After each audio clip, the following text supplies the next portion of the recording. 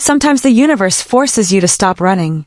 Sometimes it traps you in a place with the one person you least want to face. And sometimes, that's exactly what you need. This is a story about one woman, one man, one snowstorm, and one night that would change absolutely everything.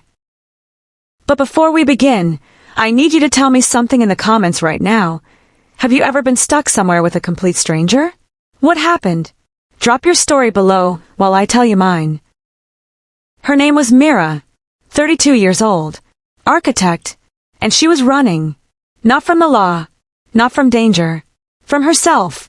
3 weeks ago, she'd stood in a hospital room holding her grandmother's hand as the machine stopped beeping. The woman who'd raised her, the only family she had left, gone. The funeral was tomorrow, back home in Portland. But tonight, Mira was 400 miles away in the Rocky Mountains, sitting in a rental car outside the Summit Grand Hotel, trying to breathe. She'd driven here without knowing why. Her grandmother used to tell her, when you're lost, go high. The mountains clear your head. So here she was, at 7,000 feet, in December, with a storm coming. The Summit Grand wasn't just any hotel. It was the hotel. 5 stars. Presidents stayed here. Movie stars. People with money Mira couldn't imagine. She checked her bank account on her phone. $243. The room was $400 a night. She should turn around, drive home, face tomorrow. But something made her walk through those doors anyway. The lobby took her breath away.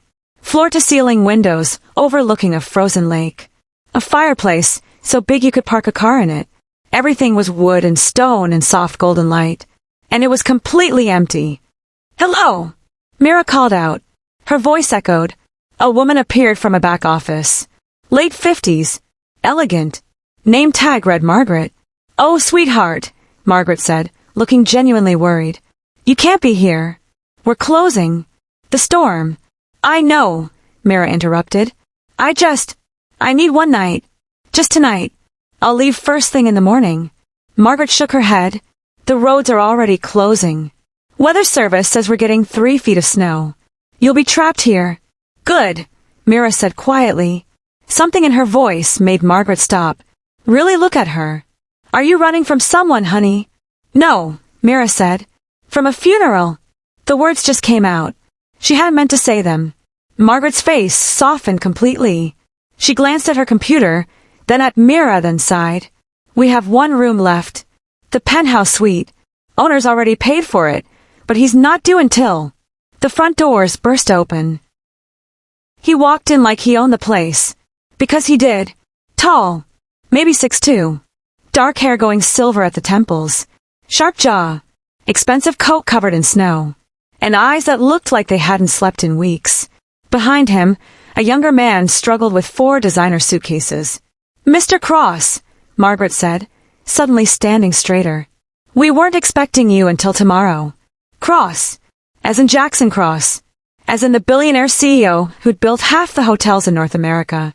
As in the man whose penthouse suite Margaret had just promised to Mira. "Change of plans," Cross said, his voice rough. "I need the room tonight." He hadn't even looked at Mira. She might as well have been furniture. Margaret's face went pale. "Sir, I just..." "Problem?" Cross asked, finally glancing at Mira. For 1 second, their eyes met. His were gray. Storm cloud gray. And exhausted. She recognized that exhaustion. She'd seen it in her mirror every morning for 3 weeks. "No problem," Mira said quickly, grabbing her bag. "I was just leaving." "Wait," Margaret said, typing frantically on her computer. Wait. Okay, I have a solution." Both Mira and Cross looked at her. "We have a presidential suite. It's actually nicer than the penthouse. Mr. Cross, if you wouldn't mind." "Fine," Cross said without hesitation. "Give her that one." "No," Margaret said. "I meant, give you that one. The lady was here first." Silence. Cross stared at Margaret like she'd suggested he sleep in the parking lot. "Margaret," he said slowly, "I own this hotel." "I know, sir. And the presidential suite is truly spectacular. I want the penthouse." His voice didn't rise. Didn't need to. It just carried the weight of a man used to getting exactly what he wanted. Mira could feel her face getting hot. It's fine. I'll just go. In that, Margaret pointed at the windows. Outside, the world had disappeared. Just white, howling white wind and snow. The roads are closed, Margaret said. You're both stuck here. So, she took a deep breath. The penthouse has 2 bedrooms, separate wings. You'd barely see each other. The silence that followed could have frozen the lake outside. Cross and Mira looked at each other. Really looked. And something passed between them. Something neither of them understood yet. Recognition, maybe, of that same exhaustion. That same running. Absolutely not, Cross said. Agreed, Mira added quickly. Margaret threw her hands up. Then you're both sleeping in the lobby, because those are literally the only rooms with heat. The storm knocked out the power to the entire West Wing.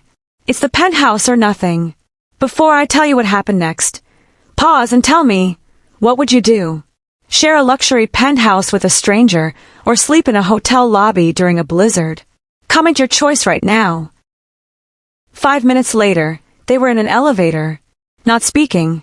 Cross's assistant had left. Apparently even assistants have limits. Margaret had given them keys, instructions about the emergency generator, and a look that said, please don't murder each other. The elevator opened directly into the penthouse. And oh, my God, 2-story windows, a staircase made of glass. The living room alone was bigger than Myra's entire apartment.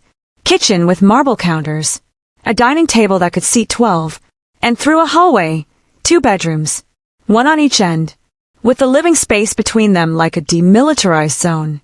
I'll take the East Wing, Cross said, already walking with the suitcases. Fine, Mira replied. I'll take West. Don't touch anything. Wasn't planning to. And stay out of my way. That, Mira said, will be my absolute pleasure. His bedroom door slammed. Hers slammed right back. Myra's room was insane.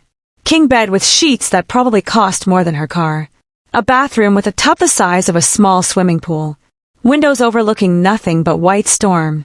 She sat on the bed, finally alone, and completely broke down, sobbing, the kind that comes from your bones, for her grandmother, for being alone, for running to a mountain instead of dealing with her grief. She cried so hard she didn't hear her door open. Are you? Mira spun around. Cross stood in the doorway, hand still on the handle, face uncertain. What? She snapped, wiping her eyes. Come to complain about something else? He just stared at her. Then quietly, I thought you were hurt. I'm fine. You don't sound fine. Well, I am. So you can go back to your room and pretend I don't exist. He should have left. She wanted him to leave. Instead, he said, someone died. Not a question. A statement. Myra's breath caught. How did you? You told Margaret you were running from a funeral. He paused. And you have that look. What look? Like the world just tilted and you can't figure out which way is up anymore. The words hit her in the chest. Because yes, exactly that. Who was it? Cross asked. She shouldn't tell him. He was a stranger. A rude stranger who tried to throw her out of a hotel. My grandmother, she heard herself say. 3 weeks ago. Funeral's tomorrow. Cross's face changed. Something cracked in it. I'm sorry. Yeah. Well. Mira turned away. Life's not fair. Breaking news. Silence. Then no. It's not. Something in his voice made her turn back. He looked different. The armor had dropped, just for a second. East Wing, he said quietly. Stay out of it. He left. Door closing softly this time. And Mira sat there wondering what just happened. An hour passed. Mira couldn't sleep. The storm screamed outside. The penthouse was too quiet, too big. She kept thinking about tomorrow. The funeral. Facing everyone. Being the last one left. Her stomach growled. Right. Food. She hadn't eaten since breakfast. She crept out of her room, hoping Cross was asleep. The kitchen was dark except for the city lights far below, mostly hidden by snow. She opened the massive refrigerator. Empty. Completely empty. You won't find anything, a voice said behind her. Mira jumped, spinning around. Cross stood at the kitchen entrance, still in his dress shirt and pants, tie gone, looking somehow more human. Jesus, Mira gasped. Do you practice sneaking up on people? The hotel's closed, he continued, ignoring her. They cleared out the food. Storm came early. So, there's nothing to eat? Nothing. They stared at each other. Great, Mira muttered. Trapped in a luxury hotel with no food. That's just perfect. There's a vending machine, Cross said. Downstairs. In the gym. Does it work? Only one way to find out. 5 minutes later, they were in the hotel gym. Completely dark except for Cross's phone flashlight. Treadmills like sleeping animals. Weight racks. And in the corner, glowing like a beacon of hope, a vending machine. Cross tried his credit card. Nothing. Mira tried hers. Nothing. Needs cash, Cross said. Who carries cash anymore? Apparently neither of us. They stood there, staring at rows of chips and candy bars and granola bars they couldn't reach. I could break it, Cross said suddenly. Mira looked at him. You want to vandalize your own hotel? I'm hungry. You're a billionaire. Can't you just, I don't know, call someone? Who? The roads are closed. Phones are barely working. Margaret's probably home by now. He studied the machine. If I hit it right here... Wait! Mira dug through her purse. I have... She pulled out a crumpled $5 bill. This. Cross stared at it like she produced solid gold. The machine took the cash. Hum to life. Mira pressed buttons. Chips. Chocolate. Granola bars. A bag of trail mix. Everything tumbled down. They gathered their treasure and headed back to the elevator, arms full of junk food like kids after Halloween. They spread everything on the massive dining table. It looked ridiculous. $5 feast in $1 million penthouse. We should split it evenly, Mira said. Obviously, they divided everything into 2 piles with the seriousness of diplomats negotiating a treaty. Then they sat at opposite ends of a 12-person table, eating chips in silence. It was absurd. This is ridiculous, Mira said finally. Agreed. We're sitting 20 feet apart. Your point. You're not going to murder me, are you? Cross almost smiled. Almost. Not planning to. Then we can sit like normal humans. She moved to the middle. After a moment, so did he. They ate. The storm rattled the windows. The silence felt less hostile now. Just quiet. Can I ask you something? Mira said. Depends on the question. Why are you here? At your own hotel. During a storm. Alone. Cross's jaw tightened. Could ask you the same thing. I asked first. He was quiet for so long she thought he wouldn't answer. Then. I'm supposed to be in New York. Big meeting tomorrow. Merger that could change everything. He stared at his hands. I got in my car to drive to the airport. Got halfway there. And I just turned around. Drove here instead. Why? I don't know. His voice was rough. That's the truth. I don't know. I just couldn't get on that plane. Mira understood that feeling. Oh, she understood it completely. Your turn, Cross said. Why run to a mountain the night before your grandmother's funeral? Because everyone keeps asking me if I'm okay. The words tumbled out. Everyone keeps saying they're sorry. Keeps telling me she's in a better place. And I just... She took a shaky breath. I wanted to go somewhere where no one knew me. Where I could just be not okay. Without anyone watching. Cross nodded slowly. Yeah, I get that. Do you? More than you know. They looked at each other across the table. Really looked. Past the expensive clothes and the exhaustion and the walls. What was she like? Cross asked. Your grandmother? No one had asked her that. Everyone talked about the funeral, the arrangements, how Mira was holding up. No one asked about her grandmother. Who she was. What made her special. She was... Mira smiled despite the tears forming. She was loud. She laughed like a horn. She couldn't cook to save her life, but insisted on trying. She taught me everything. How to use a measuring tape. How to draw straight lines. How to see buildings not as walls but as possibilities. Her voice broke. She believed in me when no one else did. She sounds amazing. She was. Mira wiped her eyes. Sorry. I'm not usually. Don't apologize, Cross said firmly. Not for that. Never for that. Something shifted between them. The stranger across the table suddenly felt less strange. "What about you?" Mira asked. "Why did you really cancel your meeting?" Cross was quiet for a long time. When he spoke, his voice was barely above a whisper. "My father died 2 years ago. Heart attack, right in the middle of a board meeting. He stared at nothing. He built this company, everything. And the last thing he said to me was, 'Don't mess this up. That's horrible. That's business.'" He laughed, but it was bitter. "I've been running myself into the ground trying to live up to him. Deals, mergers, acquisitions, 18-hour days. Haven't taken a day off since he died." He met her eyes. "Today I woke up and couldn't remember the last time I felt anything. Just numb. So I drove and ended up here. In your own hotel. In my own prison." He gestured around.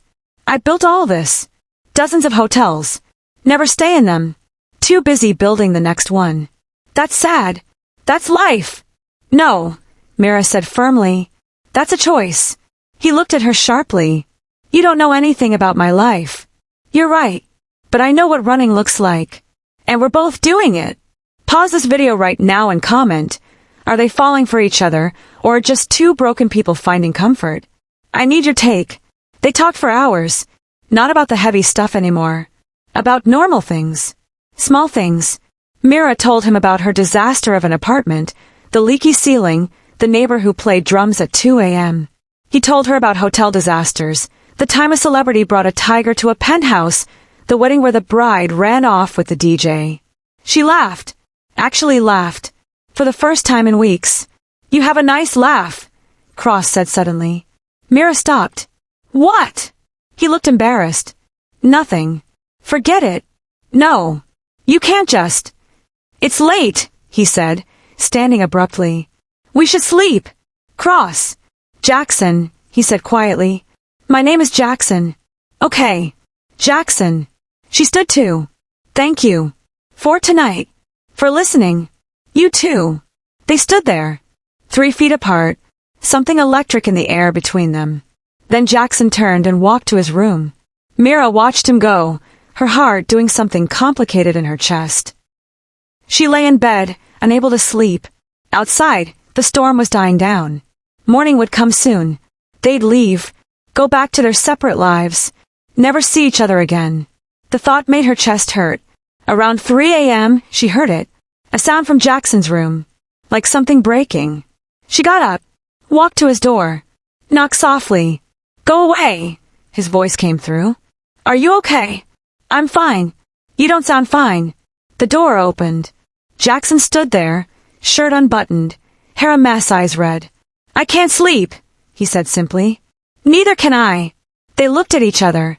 "Want to watch the storm?" Mira asked. Narrator.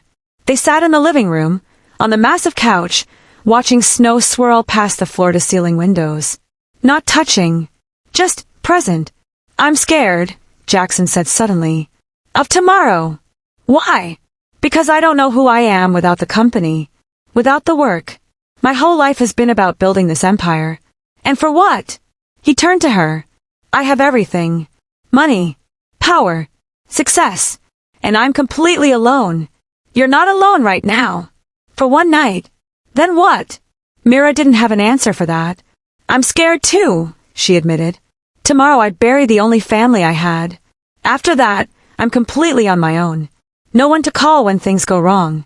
No one who remembers my childhood. No one who knows my favorite color or how I take my coffee or..." Her voice broke. Jackson moved closer. Just an inch. "What's your favorite color?" "What?" "You said no one knows.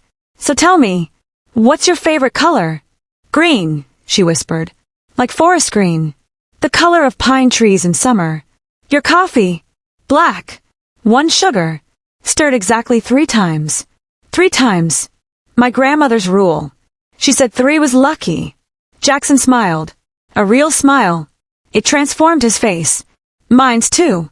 Stir twice. That's not enough." "It's perfectly enough." "You're wrong." "I'm never wrong." They were smiling now. Sitting closer. The space between them charged with something neither wanted to name. "Mira," Jackson said softly. "Yeah, I'm glad you were here tonight. Me too. His hand moved toward hers. Stopped. Hovering. Asking permission. She took it. Their fingers intertwined. Warm. Real. Alive. They sat like that. Holding hands. Watching the storm. Not speaking. Sometimes silence says everything words can't. Mira woke on the couch. Sunlight streaming through the windows. The storm had passed, leaving everything white and pristine and heartbreakingly beautiful. Jackson was still asleep beside her. His hand still in hers. She should pull away. Should go pack. Should leave before this became more complicated than it already was. But she didn't. She watched him sleep. His face was different now. Peaceful. The hard edges softened. He looked younger. Almost vulnerable. His eyes opened. Found hers. Hi, he said. Voice rough from sleep. Hi. They didn't move. Didn't let go. We fell asleep, Jackson said. Yeah. I never fall asleep around people. Me neither. The moment stretched. Fragile. Perfect. Then Jackson's phone rang. The spell broke. He pulled away, grabbing his phone. Cross. His voice shifted. Cold. Businesslike. What? No. I'm not when. His face hardened. Tell them I'll be there in 3 hours. He hung up. Stood. All business now. I have to go, he said, not looking at her. The meeting. They moved it up. It's now or never. He was already walking to his room. The roads are clear. I can make it if I leave now. Jackson. Thank you, he said, stopping at his door. For last night. It was nice. Nice. The word landed like a slap. Right, Mira said. Nice. He went into his room. She heard him moving around, packing quickly. She should feel relieved. This was always going to be one night. Nothing more. So why did her chest hurt like something was tearing apart? 15 minutes later, Jackson emerged. Suit on. Tie perfect. Every inch the CEO again. Like the man who'd held her hand on the couch was someone else entirely. There's a car coming for you, he said, checking his watch. Should be here in an hour. I didn't. My treat. You need to get to Portland. The funeral. Right. The whole reason she'd come here. Thank you, Mira said stiffly. Good luck today. He paused. With the funeral. Good luck with your meeting. They stood there. The penthouse suddenly felt massive. Miles between them instead of feet. Jackson opened his mouth. Closed it. Opened it again. Mira! You should go, she said quickly. Don't want to be late. He nodded. Started for the door. Hand on the handle. Then he turned back. In 3 strides he was in front of her. Close. So close she could see the storm gray of his eyes. This is crazy, he said. What is? This. You. I don't do this. I don't feel. He stopped. I haven't felt anything real in 2 years. And then one night with you and... He kissed her. Not soft. Not gentle. Desperate. Like drowning and she was air. Mira melted into it. Her hands in his hair. His arms around her waist. The world spinning and settling all at once. When they broke apart, both breathing hard, Jackson pressed his forehead to hers. Come with me, he whispered. What? To New York. Come with me. We'll figure it out. Just don't disappear. Everything in Mira wanted to say yes. To follow this feeling. To see where it could go. But, I can't, she said, pulling back. The funeral. My grandmother. I have to. After. Come after. Jackson, we just met. This was one night. So let's make it 2. Then 3. Then. Stop. She stepped back. You have a meeting that's going to change your company. I have a funeral that's going to change my life. We can't just... Why not? Because it's not real. The words burst out of her. This whole night, this isn't real life. Real life is messy and complicated and this isn't. Jackson's voice rose. This doesn't feel real to you. It feels like running. For both of us. That stopped him. You said it yourself. Mira continued, softer now. You couldn't get on a plane. You drove to a mountain instead. I did the same thing. We're both hiding. Maybe hiding together is better than hiding alone. Or maybe we both need to face our lives instead of pretending we can escape into some fantasy. Silence. Heavy. Painful. Right, Jackson said finally, voice flat. You're probably right. He turned and walked to the door. This time he didn't stop. Jackson, Mira called. He paused. Didn't turn around. Last night was real, she said. To me. It was real. He nodded once and left. The door closed with a soft click that echoed like thunder. Mira stood alone in the massive penthouse, sunlight streaming in, the couch where they'd held hands, the table where they'd shared junk food and secrets. She'd made the right choice, the smart choice. So why did it feel like she just made the biggest mistake of her life? Tell me in the comments, did she make the right call? Should she have gone with him? I need to know what you think before we continue. 6 hours later, Mira stood in a cemetery in Portland. Cold. Gray. Raining now instead of snowing. People surrounded her. Grandmother's friends. Neighbors. Her coworkers. All of them saying the same things. Sorry for your loss. She was wonderful. Call if you need anything. Empty words. Well-meaning but empty. The service was beautiful. The pastor talked about her grandmother's life. Her strength. Her kindness. Her love. Mira barely heard it. She kept thinking about Jackson. About his hand in hers. About the way he looked at her like she was the first real thing he'd seen in years. About how she let him walk away. Mira! A voice beside her. Her grandmother's oldest friend, Dorothy. You okay, honey? I'm fine. You look 1,000,000 miles away. More like 400. Back on a mountain. In a penthouse. With a man whose last name she only knew because he owned hotels. Can I tell you something? Dorothy said. Your grandmother, she always said you needed to stop being so careful. Stop playing it safe. Mira looked at her. What? You're brilliant. Talented. But you're scared. She saw it. You're so busy protecting yourself that you forget to actually live. The words hit like a punch. She told me last month, Dorothy continued, right before she got really sick. She said, I wish Mira would take a chance. Just once. Stop thinking so much and just jump. Myra's eyes filled with tears. I think she'd want you to be happy, honey. Not safe. Happy. That night, Mira sat in her apartment. Boxes everywhere. She'd started packing her grandmother's things, but stopped. Couldn't do it. Not yet. Her phone buzzed. A news alert. Tech mogul Jackson Cross closes billion-dollar merger. Her heart stopped. She clicked the article. There he was. In a photo outside some fancy New York building. Suit perfect. Face expressionless. Shaking hands with executives. He looked empty. She recognized that look. She'd seen it the first night in the hotel. Before they talked. Before they laughed. Before he held her hand and smiled like he'd remembered what joy felt like. Another notification popped up. Instagram.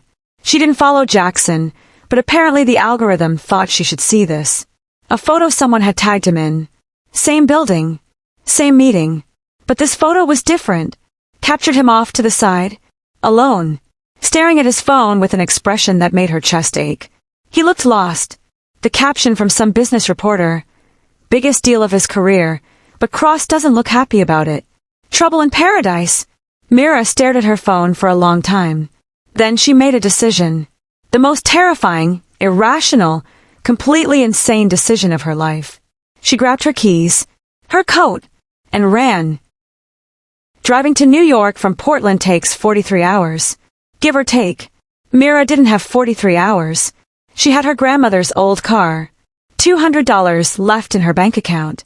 And absolutely no plan except get there. First stop, airport. She ran to the ticket counter. Next flight to New York, she gasped. The agent typed. That'll be $680. Myra's heart sank. Anything cheaper? There's a red-eye tonight with 2 layovers. $420. Still too much. Buses. Next bus leaves tomorrow morning. Tomorrow. Too late. She could feel it. Tomorrow would be too late. She stood in the airport. Lost. Stuck. Story of her life. No. She'd driven 400 miles to a mountain. She could drive 900 more to a city. Mira drove through the night. Through Oregon. Into Idaho. Her grandmother's car rattled and wheezed but kept going. Like it knew. Like it was helping her on one last adventure. She stopped once for gas. Coffee. Used the bathroom. The clerk at the station looked concerned. You okay, miss? You look exhausted. I'm perfect, Mira said, grabbing Red Bull and granola bars. Never better. She called her best friend Rachel at 3 a.m. Someone better be dead, Rachel answered. I'm driving to New York. Silence. Ratch! I'm sorry. I thought you said you're driving to New York. I am. Why? Because I met someone and I let him walk away and I think I might have made the biggest mistake of my life.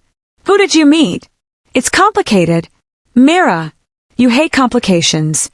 You broke up with David because he wanted to move in together. You quit your last job because your boss asked you to dinner. You run from anything that might actually make you happy. I know. So who is this guy? His name is Jackson. We spent one night together. Talking. That's it. Just talking. And Rachel. Her voice broke. I felt alive. For the first time since Grandma died, I felt like myself. Then drive faster, Rachel said immediately.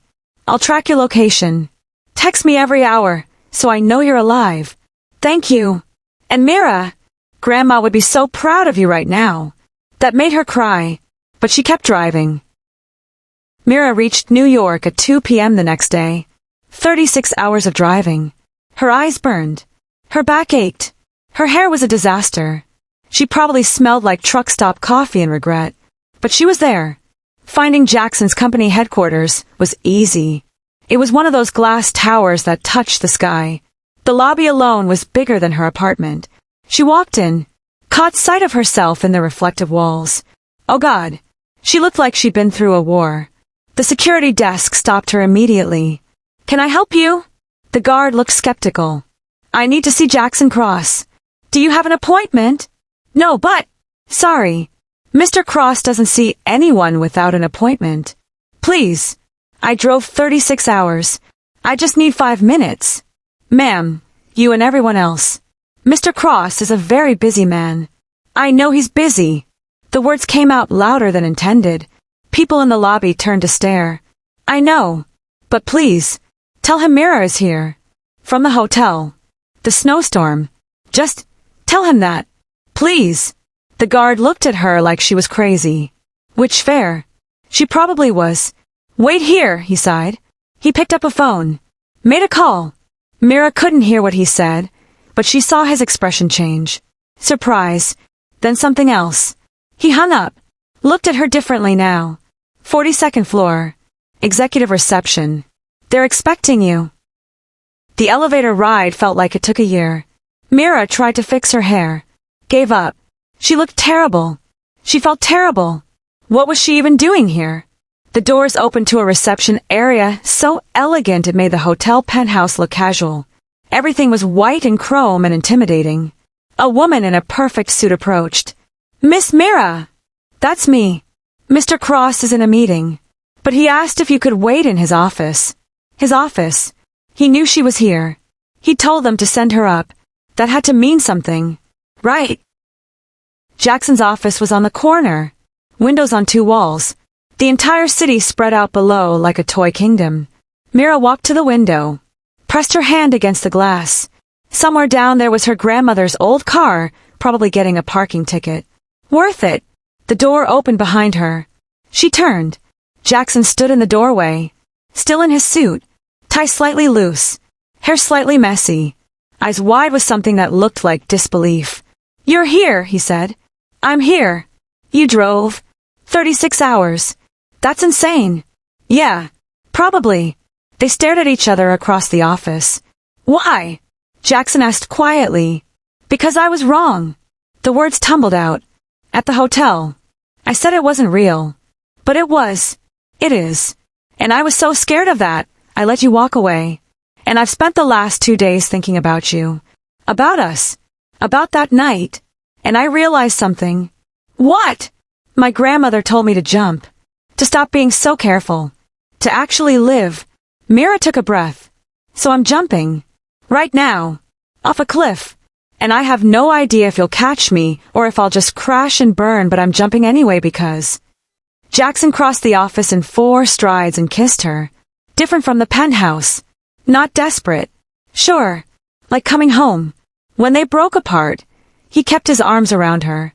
I couldn't stop thinking about you, he whispered. Closed the biggest deal of my life yesterday. Should have been celebrating. Instead, I sat in my hotel room staring at my phone, trying to figure out if I still had a way to contact you. You could have called the hotel. And said what? Hey, can you track down the woman I spent one night with and give her my number? That's not creepy at all. Mira laughed. Actually laughed. I don't have your number either. Then we're both idiots. Apparently. He pulled back, just enough to look at her. Really look. You're exhausted. I'm perfect. You're perfect and exhausted. Okay, maybe a little exhausted. Jackson's expression softened completely. He brushed hair out of her face. The gesture so tender it made her chest ache. Stay, he said. What? Stay. In New York. With me. We'll figure everything else out. Just don't leave again. Mira thought about her apartment in Portland. Her job. Her life. Everything safe and predictable and small. Then she thought about her grandmother. About jumping. Okay, she said. Okay. I'll stay. The smile that broke across Jackson's face was worth every mile she'd driven. But here's the thing about fairy tales. They never tell you about the hard part. Jackson had to go back to his meeting. Mira crashed on his office couch, fully clothed, and slept for 3 hours. When she woke up, it was dark outside. The office was empty except for Jackson at his desk, working on his laptop, frowning at spreadsheets. Hey, she said. He looked up, smiled. Hey, feel better. Much. She sat up. What time is it? 8. At night. Welcome to my world. She walked over to his desk, looked at the screens, numbers and charts, and things she didn't understand. Do you always work this late? Usually later. Jackson. I know. He rubbed his face. I know. It's too much. It's always too much. But this company, it's your father's legacy. My father's prison. The words came out bitter. You were right. At the hotel. I am running. I've been running for 2 years, burying myself in work, so I don't have to think about the fact that he's gone and I never told him. He stopped. Told him what? Jackson was quiet for a long moment. That I hated it. All of it. The business. The pressure. The expectations. I wanted to be an architect. Did you know that? Myra's heart stopped. What? In college. I studied architecture. Loved it. Buildings as art. Space as possibility. Your grandmother was right about that. He smiled sadly. But then my father had his first heart attack. Needed me to take over. And I did. Because that's what you do. You sacrifice what you want for what's needed. That's not living, Jackson. That's existing. I know. But I don't know how to stop. Mira moved around the desk. Took his hands. Pulled him to stand. Then let me help you learn. Before he could respond, his office door burst open. A man in an expensive suit stormed in. Late 50s. Red-faced. Angry. Cross. We need to talk about the Taiwan deal. The numbers aren't... He stopped, seeing Mira. Who the hell is this? Robert, Jackson said, voice cold. This is Mira. Mira, this is Robertson. My CFO. Your girlfriend can wait, Robert snapped. We have a crisis. She's not. Yes, I am, Mira interrupted. Both men looked at her. I'm his girlfriend. Hi. Jackson's hand squeezed hers. Robert's face turned redder. Well, your girlfriend needs to leave. We have work to do. No, Jackson said. Excuse me. No. The Taiwan deal can wait until morning. It's 8 p.m. Go home, Robert. Are you insane? We have investors breathing down our necks. And they'll still be breathing tomorrow. Go home. Robert stared at him like he'd grown a second head. Your father never. I'm not my father, Jackson said firmly. I'm done pretending to be. The meeting is tomorrow at 10 a.m. We'll discuss it then. Jackson. Good night, Robert. Robert looked between them, shook his head, muttered something under his breath about letting a woman ruin everything, and stormed out. Silence. Well, Mira said. He seems nice. Jackson laughed. actually laughed, then pulled her into a hug. What have you done to me? Hopefully something good, something terrifying. Same thing. They stood there, holding each other, as the city sparkled below. Drop a comment. Is Jackson making the right choice? Or is he throwing away his career for a woman he barely knows? Mira learned quickly that being with Jackson Cross wasn't a fairy tale. It was complicated. She stayed at his penthouse apartment, not the hotel one. His actual home. 40 floors up. Views that made your stomach drop. And absolutely no personality. Everything was gray and white and expensive and soulless. You don't have any pictures, she said the first morning. Pictures of what? Anything. Family. Friends. Places you've been. Jackson looked around his own living room like seeing it for the first time. Huh. I guess not. That's depressing. I'm never here long enough to notice. He left at 6 a.m. for work. Came back at 10 p.m. Brought work home. Fell asleep on the couch with his laptop on his chest. Mira tried to be understanding. This was his life. His normal. She couldn't expect him to change overnight. But she also couldn't shake the feeling that she chased a man who was still running. On day 3, she decided to do something about it. She went to his office at lunch. Unannounced. The receptionist tried to stop her. Mr. Cross doesn't take visitors without appointments. I know. Mira smiled sweetly. Tell him his girlfriend is here with food. He hasn't eaten today, has he? The receptionist's expression shifted. How did you? Because he never does. Trust me. 2 minutes later, she was in his office. Jackson looked up from his computer, surprised. Mira, what are you? She set down a bag from a deli. When did you last eat?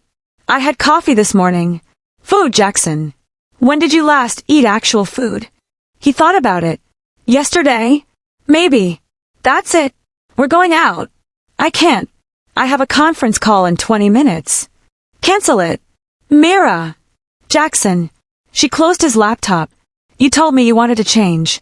That you were done running yourself into the ground. So prove it. Come have lunch with me. He stared at her, then at his closed laptop, then back at her. 1 hour, he said finally. Deal. They went to Central Park, found a bench, ate sandwiches like normal people. Jackson looked uncomfortable the whole time, checking his watch, his phone, his watch again. Relax, Mira said. I am relaxed. You look like you're about to jump out of your skin.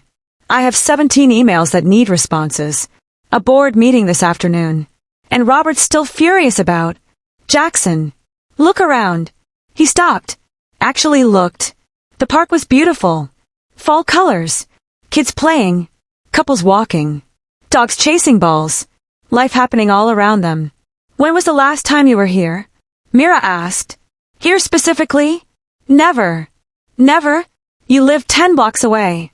I know where it is. I just never stopped long enough to actually see it. He nodded slowly. They sat in silence, watching people, being present. I don't know how to do this, Jackson said quietly. Slow down. I don't know how. Then let me teach you. You barely know me. So let me get to know you. Mira turned to him. Real question. If you could do anything tomorrow, anything at all, no company, no obligations, no pressure, what would you do? Jackson thought about it. I designed something. Like what? A house. On a cliff. Overlooking the ocean. All glass and light. Where you could hear the waves from every room. His voice changed. Got softer. I used to sketch houses. In college. I'd fill notebooks with them. Do you still have those notebooks? Somewhere. I think. Let's find them. Mira. Tonight. After work. We'll find them. And you're going to show me. Why does this matter so much to you? Because, Mira said, taking his hand. I didn't drive 36 hours to watch you disappear into work. I drove here for the man I met at that hotel. The one who talked about coffee stirring and falling asleep around people and looking lost. That man. Not this robot CEO version. Jackson's jaw tightened. What if that man only existed for one night? What if this is who I really am? Then I guess I wasted a lot of gas money. He almost smiled. I'm serious. So am I, Jackson. You get to choose who you are. Your father died. That's horrible. But his dream doesn't have to be your prison. She squeezed his hand. What do you want? For a long moment, he didn't answer. Just stared at their joined hands. Then, I want to breathe. I want to sleep without dreaming about spreadsheets. I want to wake up and feel excited instead of exhausted. He looked at her. I want more days like that night at the hotel, where nothing else mattered except talking to you. Then let's make that happen. It's not that simple. Why not? Because I have a company, employees, investors. I can't just walk away. I'm not asking you to walk away. I'm asking you to set boundaries. Leave at 7 instead of 10. Take Sundays off. Eat lunch. Sleep. She touched his face. Live, Jackson. He leaned into her touch. Closed his eyes. I'll try, he whispered. That's all I'm asking. They went back to his apartment that night, dug through closets until they found them. 3 notebooks, falling apart, filled with sketches, houses on cliffs, cabins in forests, buildings that looked like they grew from the earth instead of being built on it. These are beautiful, Mira breathed, flipping through pages. They're juvenile. They're inspired. Why did you stop?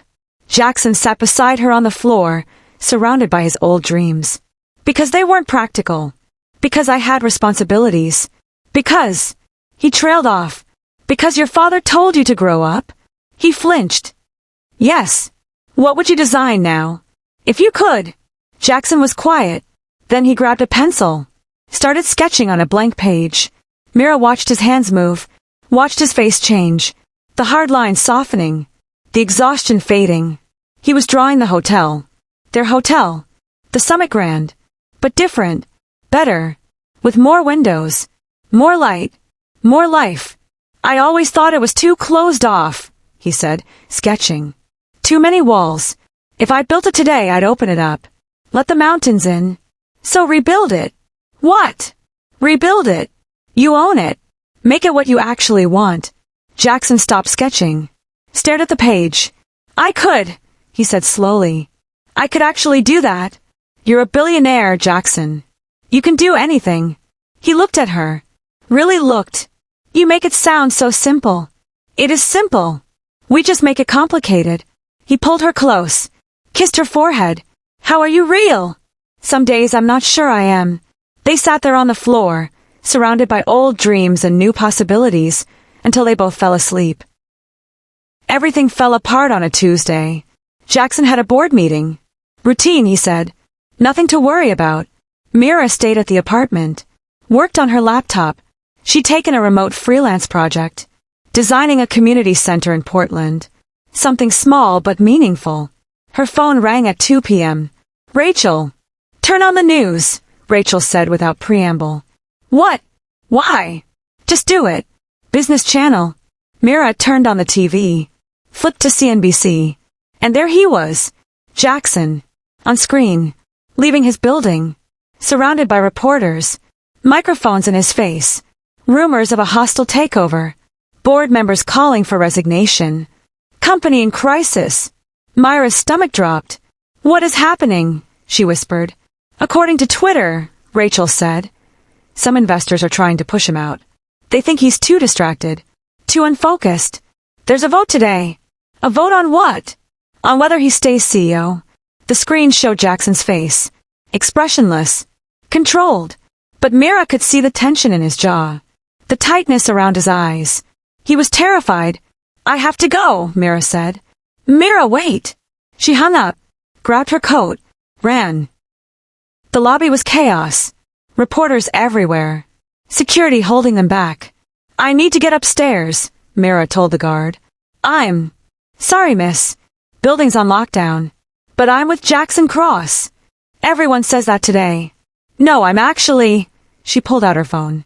Showed him a selfie she'd taken with Jackson 2 days ago. See? Please. I need to see him. The guard looked at the photo. At her. Sighed. Wait here. He made a call. Nodded. Handed her a badge. 42nd floor. But you can't go near the boardroom. Thank you. The elevator ride was the longest of her life. The 42nd floor was silent. Empty. Everyone was in the boardroom. She could hear voices, angry voices. Jackson's assistant sat at her desk, looking stressed. "You must be Mira," she said. "Is he okay?" "Honestly, I don't know. This meeting's been going for 3 hours. They're voting now. On whether he stays?" The assistant nodded. "Some board members think he's lost focus, that he's prioritizing his personal life over the company." Mira felt sick. "Because of me. Because he's finally setting boundaries. They don't like it." The boardroom doors opened. People filed out. Suits. Serious faces. Not looking at each other. Then Jackson. He looked destroyed. Tie loose. Hair messy. Face pale. He saw Mira. Stopped. "What are you doing here?" "I saw the news. Are you okay?" "Not here," he said quietly. Took her hand. Led her to his office. Jackson closed the office door. Leaned against it. Slid down to the floor. Just sat there. On the floor. Like his legs wouldn't hold him anymore. Mira sat beside him. "They voted," he said. "And I stay. By 2 votes. 2. He laughed bitterly. 15 years building this company. And I almost lost it because I've been leaving at 7 p.m. instead of midnight. That's insane. That's business." He looked at her. Robert gave them ammunition. Told them I've been distracted. That I canceled meetings. That I'm not the same CEO I was. Because you're trying to have a life. Because I'm trying to not be my father. His voice cracked. "And apparently that makes me weak." "You're not weak. Then why does it feel like I'm failing at everything? The company. Myself. You. Me." Jackson turned to her. "You drove 36 hours. You changed your whole life. And I'm still the same workaholic mess who can't figure out how to be a person." "That's not true." "It is. Mira, I almost lost everything today. And you know what the worst part was?" He grabbed her hands. "In that boardroom, fighting for my company, all I could think about was you. About that night at the hotel. About how happy I was. And I realized something." "What?" "I'm going to lose you too. Because I don't know how to do this. Balance. Life. Us. I only know how to work. Then learn. We'll figure it out together. What if we can't?" His voice was desperate. "What if I have to choose? The company or you?" Myra's heart stopped. "Don't say that. I'm serious. If the board makes me choose." "Then choose yourself," Mira said firmly. "Not the company. Not me. Choose what makes you happy." "What if I don't know what that is anymore?" "Yes, you do."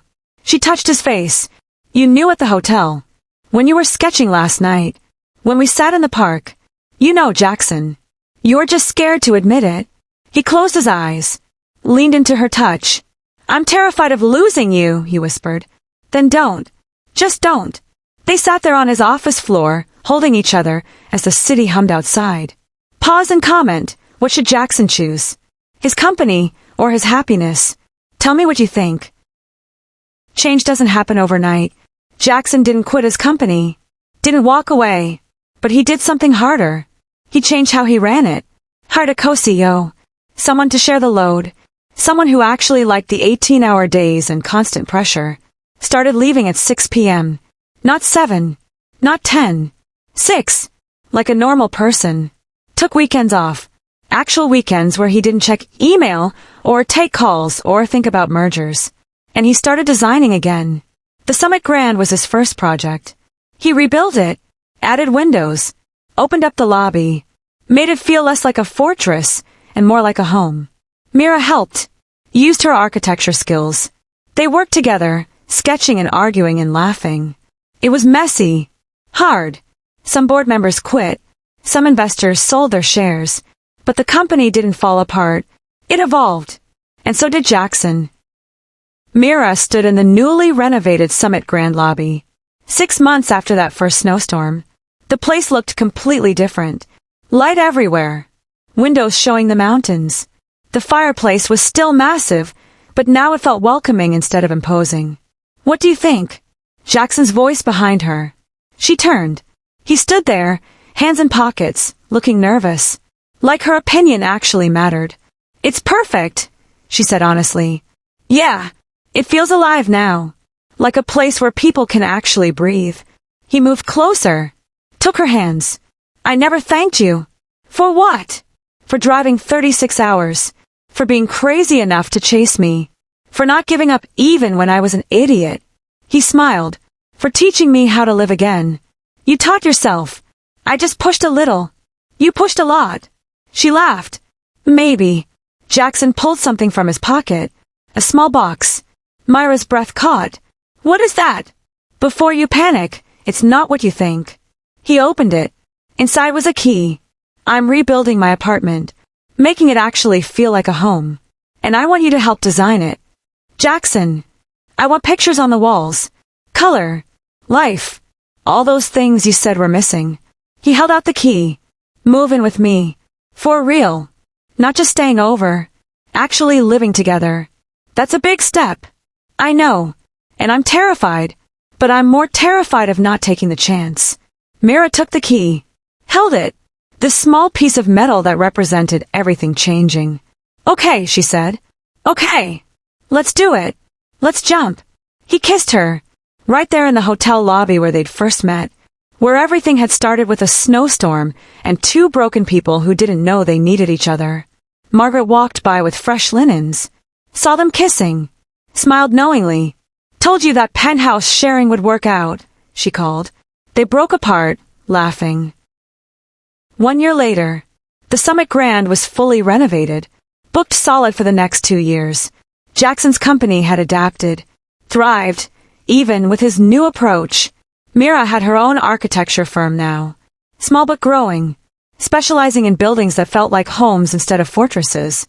They lived together, fought sometimes, about dishes, about work, about whose turn it was to cook, normal couple things. On the anniversary of that first snowstorm, they drove back to the hotel. Same suite, same penthouse where they'd shared junk food and secrets, and held hands on a couch. It looked different now, but it still felt magical. They stood at the windows, watching snow fall. Not a blizzard this time. Just gentle, peaceful snow. Can I tell you something? Jackson said. Always. That night, when I drove here instead of going to New York, I was going to quit. Mira turned to him. What? The company. Everything. I was going to walk away. End it all. He took her hand. I was so tired, Mira. So empty. I couldn't see any way out except ending it. Her eyes filled with tears. Jackson. But then I met you. And you were sad too. But you were fighting. Still breathing. Still trying. He touched her face. You saved my life that night. Did you know that? You saved mine too, she whispered. I was running from grief. You taught me it's okay to feel things. To be not okay. To ask for help. They held each other as snow fell outside. So what now? Jackson asked. Now. Mira smiled. Now we keep jumping. Together. Together, he agreed. And they kissed as the world turned white and perfect around them. Sometimes the universe forces you to stop running. Sometimes it traps you with exactly the person you need. And sometimes, one night really does change everything. This was a story about two broken people who found each other in a snowstorm, who learned that healing isn't about fixing yourself alone. It's about letting someone else see your cracks, and choosing to help mend theirs, who discovered that love isn't about perfection. It's about showing up, even when you're scared, even when it's hard, even when you have to drive 36 hours or rebuild your entire life. Because some people are worth the jump. Some moments are worth the risk. And some nights, some perfect, impossible, beautiful nights, are worth everything. The end. If this story touched your heart, drop a comment about a time you took a leap of faith. What happened? Did you jump? Did someone catch you? And remember, life doesn't wait for the perfect moment. Sometimes you have to create it yourself. See you in the next story.